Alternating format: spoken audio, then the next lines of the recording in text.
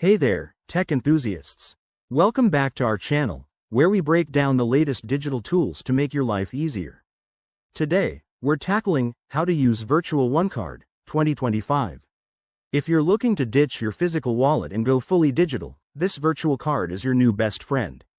It's a secure, versatile payment method that's perfect for online shopping, contactless payments, and even international transactions in 2025. First things first, what exactly is Virtual One Card? It's a digital version of a debit or credit card provided by leading financial apps, allowing you to make payments without the hassle of carrying plastic. With enhanced security features like biometric authentication and real-time fraud alerts, it's designed for the modern world. Let's jump into the steps. Step 1. Download the official Virtual One Card app from your device's App Store. It's available for both iOS and Android, and the process is straightforward. Just search, download, and install it. Step 2. Create an account. You'll need to sign up with your email or phone number, verify your identity, and link it to your bank account or credit card. Don't worry, it's encrypted for your safety. Step 3.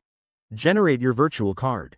Once logged in, customize your card with a virtual number, set spending limits, and add it to your digital wallet like Apple Pay or Google Wallet for seamless use. Step 4. Make your first payment. Whether you're shopping online, paying at a store via NFC, or sending money to friends, simply select your Virtual One Card as the payment method. For example, in an online checkout, enter the virtual card details just like a physical one. Step 5.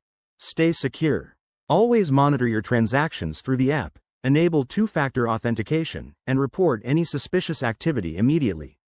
In 2025, Virtual One Card includes AI-powered alerts to protect your funds. There you have it. That's how you master Virtual One Card in no time. It's not only convenient but also eco-friendly, reducing plastic waste. If you found this helpful, hit that like button, subscribe for more tech tips, and drop a comment below if you have questions. Thanks for watching, and see you in the next video.